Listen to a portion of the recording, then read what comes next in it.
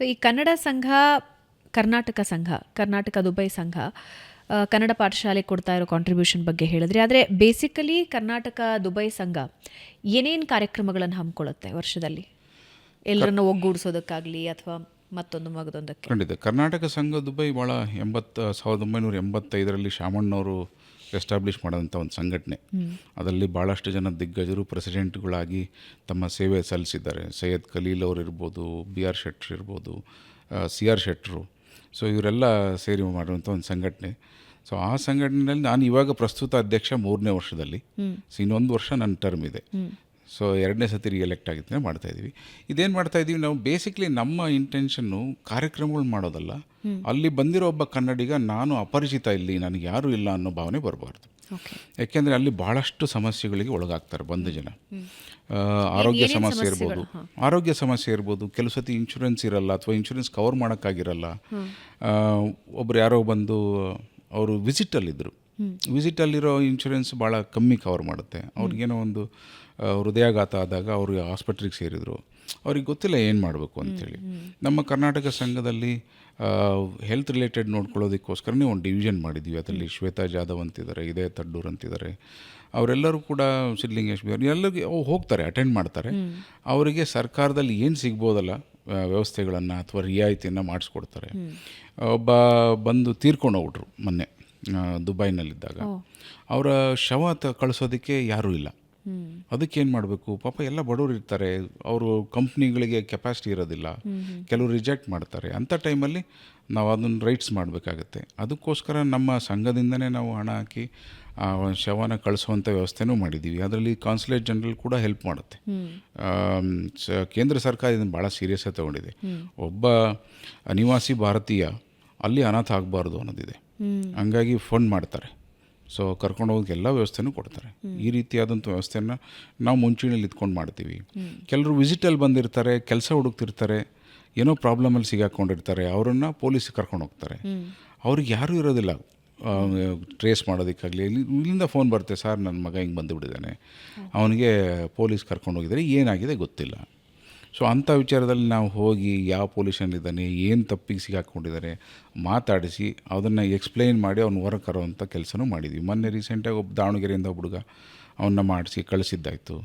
ಇನ್ನೊಬ್ಬ ಗುಲ್ಬರ್ಗಾದಿಂದ ಒಬ್ಬ ಶ್ರೀಮಂತ ಅನ್ನೋ ಒಬ್ಬ ಬಡವ, ಅವನ ಹೆಸರು ಶ್ರೀಮಂತ ಪಾಪ. ಅಲ್ಲಿ ಬಂದು ಅವನಿಗೆ ಕೆಲಸದಲ್ಲಿದ್ದಾಗ ತಲೆಗೆ ಏಟು ಬಿದ್ದು ಕೋಮಾಗೆ ಹೋಗ್ಬಿಟ್ರು. ಆ ಕೋಮಾದಲ್ಲಿ ಸೇರಿಸಿದ್ದಾರೆ ಹಾಸ್ಪಿಟ್ಲಿಗೆ. 1 ಮಿಲಿಯನ್ ದಿರಂ ಬಿಲ್ ಆಗಿದೆ, ಅಂದರೆ 2.5 ಕೋಟಿ. ICUನಲ್ಲಿದ್ದಾರೆ 6 ತಿಂಗಳು. ಆ ಹಾಸ್ಪಿಟಲ್ನವರು ನಮ್ಮನ್ನು ಟ್ರೇಸ್ ಮಾಡಿ ಕನ್ನಡ ಸಂಘದಿಂದ ಇವ್ನು ಕರ್ಕೊಂಡೋಗಿ ಇವ್ರು ಬಿಲ್ ಪೇ ಮಾಡಿ ಅಂತ ನಾವು ಹೇಳಿದ್ವಿ, ನೆಗೋಷಿಯೇಟ್ ಮಾಡಿದ್ವಿ. ಬಿಲ್ ಪೇ ಮಾಡೋಕ್ಕಾಗಲ್ಲ, ನೀವು ಕಳಿಸಿದ್ರೆ ಕರ್ಕೊಂಡು ಹೋಗ್ತೀವಿ. ಅದಕ್ಕೊಂದು 15 ಲಕ್ಷ ಖರ್ಚಿದೆ. ಯಾಕೆಂದರೆ ICUನಲ್ಲಿ ತೊಗೊಂಡು ಹೋಗಬೇಕು, ಮತ್ತು ಅಲ್ಲಿ ಹೈದ್ರಾಬಾದಿಗೆ ಕರ್ಕೊಂಡೋಗಿ ಅಲ್ಲಿಂದ ಮತ್ತು ICU ಇದೆಲ್ಲ ಖರ್ಚಿತ್ತು. ಆವಾಗ ನಾನು ಸರ್ಕಾರಕ್ಕೆ ಕಮ್ಯುನಿಕೇಟ್ ಮಾಡಿದೆ, ಈ ರೀತಿ ಇದೆ, ಹೆಲ್ಪ್ ಮಾಡಿ ಅಂತ. ಬಟ್ ಅವ್ರದ್ದು ವಿಳಂಬ ತುಂಬ ಆಗೋಯ್ತು ಸರ್ಕಾರದಿಂದ. ಆಮೇಲೆ ನಾವೇ ಅಲ್ಲಿ ದುಡ್ಡು ಕಲೆಕ್ಟ್ ಮಾಡಿ ಒಂದು ಅರೇಂಜ್ಮೆಂಟ್ ಮಾಡಿ ಕಳಿಸಿದ್ವಿ. ಸರ್ಕಾರದ ಒಂದು ನಿರ್ಧಾರ ಆಮೇಲೆ ಬಂತು, 3 ಲಕ್ಷ ನಾವು ಕೊಡ್ತಿದ್ದೀವಿ CM ಫಂಡಿಂದ ಅಂಥೇಳಿ ಡಾಕ್ಟರ್ ಆರತಿ ಕೃಷ್ಣ ಅವರು ಹೇಳಿದರು. ಬಟ್ ಅಷ್ಟೊತ್ತಿಗೆ ನಮ್ಗೆ ಅಗತ್ಯ ಇರಲಿಲ್ಲ. ನಾವು ಹೇಳಿದ್ವಿ ಅವ್ರಿಗೆ ಕೊಟ್ಬಿಡಿ, ಪಾಪ ಬಡವರಿದ್ದಾರೆ, ಅವ್ರಿಗೇನು ಇಲ್ಲ ಅಂಥೇಳಿ ಅವ್ರಿಗೆ ಕೊಡುವಂಥ ವ್ಯವಸ್ಥೆ ಮಾಡ್ತೀವಿ ಅಂತ ಹೇಳಿದರು. ಈ ರೀತಿಯಾದ ಕೆಲಸನೂ ಕರ್ನಾಟಕ ಸಂಘ ಮಾಡುತ್ತೆ. ಅದು ಬಿಟ್ಟರೆ ನಾವು ಕರ್ನಾಟಕ ರಾಜ್ಯೋತ್ಸವ ಮಾಡ್ತೀವಿ. ಗಲ್ಫ್ನ ಅತಿ ದೊಡ್ಡ ಕರ್ನಾಟಕ ರಾಜ್ಯೋತ್ಸವ, 3,000 ಜನ ಸೇರ್ತಾರೆ. ಎಲ್ಲರಿಗೂ ಉಚಿತವಾದ ಊಟ ಕೊಡ್ತೀವಿ. ಮತ್ತು ಅವತ್ತು ಪೂರ್ತಿ ಹಬ್ಬ ಥರ ಮಾಡ್ತೀವಿ, ಬೆಳಗ್ಗೆಯಿಂದ ಸಂಜೆವರೆಗೂ. ಮೊನ್ನೆ ನವಂಬರ್ 10ಕ್ಕೆ ಒಂದು ಕಾರ್ಯಕ್ರಮ ರಾಜ್ಯೋತ್ಸವ ಇಟ್ಕೊಂಡಿದ್ವಿ. ನಮ್ಮ ಸ್ಪೀಕರ್ ಬಂದಿದ್ದರು, UT ಖಾದರ್ ಅವ್ರು ಬಂದಿದ್ದರು, KMFಯಿಂದ ಮಿನಿಸ್ಟ್ರು ವೆಂಕಟೇಶ್ ಅವ್ರು ಬಂದಿದ್ದರು, ಜಯಮಾಲಾ ಅವ್ರು ಬಂದಿದ್ದರು, ಆಮೇಲೆ ಡಾಲಿ ಧನುಂಜಯ, ಸಪ್ತಮಿ ಗೌಡ, ಇವರೆಲ್ಲರನ್ನೂ ಕರೆಸಿದ್ವಿ. ಎಲ್ಲರೂ ಬಂದಿದ್ರು. ಒಂದು ದೊಡ್ಡ ಹಬ್ಬದ ಥರ ಮಾಡ್ತೀವಿ. ಅವತ್ತೊಂದು ಸಾಂಸ್ಕೃತಿಕ ಸಂಜೆನೂ ಮಾಡ್ತೀವಿ, ಜನ ಎಂಜಾಯ್ ಮಾಡುವಂಥ ಒಂದು ದಿನ. ಮತ್ತು KMF, KSIC ಇವರೆಲ್ಲರೂ ಕೂಡ ಸಪೋರ್ಟ್ ಮಾಡಿ ಅಲ್ಲಿಗೆ ಬಂದಿದ್ದರು. ಇಂಥ ಒಂದು ಕಾರ್ಯಕ್ರಮ. ಅದಾದಮೇಲೆ ದುಬೈ ಡ್ಯಾನ್ಸ್ ಕಪ್ ಅಂತೇಳಿ ಪ್ರತಿಭೆಗಳಿಗೋಸ್ಕರ ಡ್ಯಾನ್ಸು ಮತ್ತು ಹಾಡೋರಿಗೋಸ್ಕರ ಒಂದು ಕಾರ್ಯಕ್ರಮ ಮಾಡ್ತೀವಿ. ಅದಲ್ಲದೆ ಸುಮಾರು ಜನ ಬಿಸ್ನೆಸ್ ಕನೆಕ್ಟಿವಿಟಿಗೋಸ್ಕರನೂ ಬರ್ತಾರೆ. ಕರ್ನಾಟಕದ ಹಲವಾರು ಬಿಸ್ನೆಸ್ ಮೆನ್ಗಳು ದುಬೈ ಗ್ಲೋಬಲ್ ಹಬ್ಬು, ಅಲ್ಲಿ ಒಂದು ಬಿಸ್ನೆಸ್ ಮಾಡಬೇಕು ಅನ್ನೋ ಆಸೆ ಇರುತ್ತೆ. ಬಿಸ್ನೆಸ್ ಅಟ್ರಾಕ್ಟಿವ್ ಇದೆ ದುಬೈನಲ್ಲಿ? ಬಿಸ್ನೆಸ್, ಬರೀ ಬಿಸ್ನೆಸ್ ಬಗ್ಗೆ ಮಾತಾಡೋದಾದ್ರೆ ದುಬೈ ಅಂದರೆ actually it's whole city is a shopping mall. ಅದು ಹೌದು. ಅಲ್ಲಿ ಯಾರಾದರೂ ಇದ್ದಾರೆ ಅಂದರೆ ಒಬ್ಬರು ಬೈಯರು, ಇನ್ನೊಬ್ಬರು ಸೆಲ್ಲರು, ಮಧ್ಯೆ ಇರೋರು ಅವರಿಬ್ಬರಿಗೂ ಸರ್ವಿಸ್ ಕೊಡೋರು, ಅಷ್ಟೇ 3 ಕ್ಯಾಟಗರಿ ಇರೋದಲ್ಲಿ. ಅಂಥ ಒಂದು ಜಾಗ ಅದು. ಅಲ್ಲಿಗೆ ಬಂದವರು ಇದೇ ಉದ್ದೇಶದಿಂದ ಬರ್ತಾರೆ.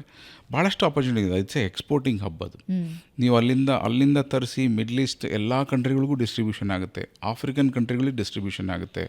ಆಮೇಲೆ ಬ್ಯಾಂಕಿಂಗ್ ಹಬ್ಬು, ನಿಮಗೆ ಭಾಳ ಈಸಿ ಫ್ಲೋ ಆಫ್ ಫಂಡ್ಸು, ಆಮೇಲೆ easy way to handle funds, ಆಮೇಲೆ ಟ್ಯಾಕ್ಸೇಷನ್ ಇಲ್ಲ, ನಿಮಗೆ ಇನ್ಕಮ್ ಟ್ಯಾಕ್ಸ್ ಇಲ್ಲ.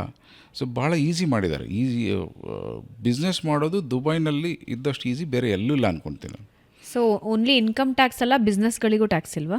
ಬಿಸ್ನೆಸ್ಗಳಿಗಿದೆ, ಭಾಳ ಮಿನಿಮಲ್ ಇದೆ. ಅದು ಕಾರ್ಪೊರೇಟ್ ಟ್ಯಾಕ್ಸ್ ಅಂತೇಳಿ 9% ಆಫ್ ದಿ ನೆಟ್ ಇದ್ರಲ್ಲಿ ಮಾಡ್ತಾರೆ, ಪ್ರಾಫಿಟಲ್ಲಿ. ಹಾಂ, 300,000 ದಿರಮ್ಸ್ವರೆಗೂ ನೀವು ಪ್ರಾಫಿಟ್ ಮಾಡಿದ್ರೆ ಅದಕ್ಕೆ ಟ್ಯಾಕ್ಸ್ ಇಲ್ಲ. ಓಕೆ. ಅದ್ರ ಮೇಲೆ ಮಾಡಿದ್ದಕ್ಕೆ ನೆಟ್ ಪ್ರಾಫಿಟಿಗೆ 9% ತಗೊಳ್ತಾರೆ. So that is just to make them accountable. ಅವ್ರದ್ದು ಏನು ಮಾಡ್ತಿದ್ದಾರೆ ಅನ್ನೋ ಡೇಟಾ ಬೇಕಲ್ಲ ಗೌರ್ಮೆಂಟಿಗೆ, ಅದಕ್ಕೋಸ್ಕರ ಮಾಡಿದ್ದಾರೆ ಅನ್ಕೊತೀನಿ. But it's very negligible and minimal. So ಆ ರೀತಿ ಒಳ್ಳೆ ಕಂಡ್ಯೂಸಿವ್ ಎನ್ವಿರಾನ್ಮೆಂಟ್ ಇದೆ ಬಿಸ್ನೆಸ್ಗೋಸ್ಕರ. ಬ್ಯೂಟಿಫುಲ್ ಅನಿಸುತ್ತೆ. ಇದ್ರ ಜೊತೆಗೆ ಕನ್ನಡಿಗರು ಅಥವಾ ಇಂಡಿಯನ್ಸ್, ಭಾರತೀಯರು ದುಬೈನಲ್ಲಿ ಸಿಕ್ಕಾಕ್ಕೊಂಡ್ರು ಅಂದರೆ ಯಾವ್ಯಾವ ಸಮಸ್ಯೆಗಳು ಎದುರಾಗಬಹುದು ಅವರಿಗೆ? ಎನಿಥಿಂಗ್ ಬೇಸಿಕ್ ಸಮಸ್ಯೆಗಳು.